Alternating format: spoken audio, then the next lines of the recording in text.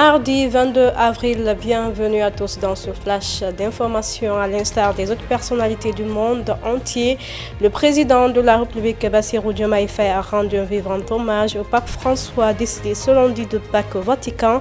Dans un post sur X, le chef de l'État déclare: c'est avec une tristesse que j'ai appris le décès de sa sainteté le pape François. Le monde perd une figure spirituelle majeure par son engagement en faveur des personnes vulnérables et son appel constant au dialogue entre les peuples et les religions.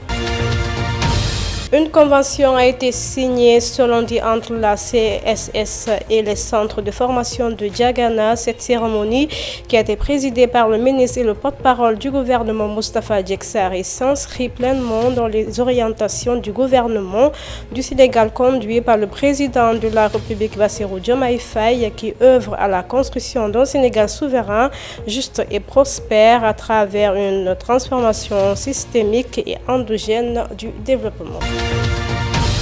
C'est sous le thème le RIS Al-Wahda dans une dynamique d'action innovante à l'heure des enjeux de souveraineté et de justice sociale au Sénégal que s'est ouvert le 4e congrès régulier du Rassemblement islamique du Sénégal ce dimanche.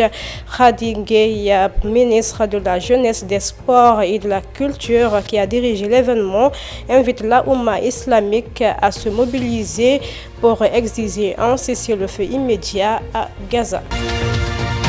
Ce dimanche, les éléments de la brigade de recherche du commissariat des HLM Biscuiterie ont mis la main sur un individu pris en flagrant délit d'offre et de cession de drogue, précisément du couche. C'est au cours d'une patrouille de routine que les policiers ont intercepté le suspect. L'homme avait en sa possession un sachet de couleur blanche contenant pas moins de 30 képas de couche. Le mis en cause a aussitôt été placé en garde à vue. Guinée, c'était une véritable démonstration de force ce lundi dans la salle de congrès du Palais du Peuple.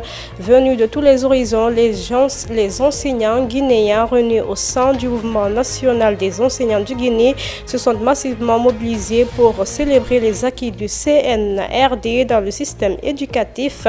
Mohamed Franck Camara, porte-parole des enseignants, souligne que le recrutement de plus de 12 000 enseignants au niveau national et commercial afin de combler le déficit en la matière a été un succès.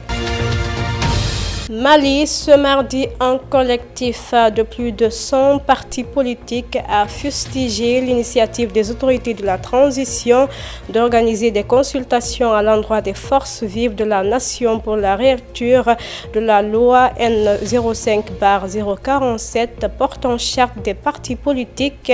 C'était à l'occasion d'un point de presse organisé à la Maison de la Presse en présence de plusieurs dizaines de militants et des partis politiques au Mali.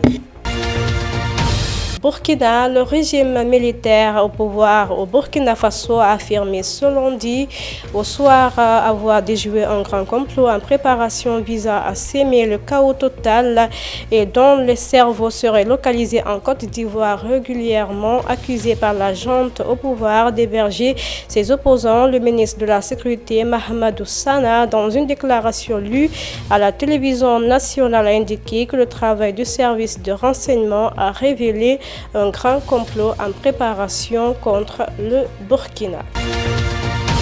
Actualité internationale pour finir. Au lendemain du décès de pape François, les cardinaux ont annoncé que son cercueil sera transféré à la basilique Saint-Pierre ce mercredi matin. Ses funérailles se tiendront samedi à 10h. Ainsi prend fin ce flash d'information. Merci à tous de l'avoir suivi. Au revoir.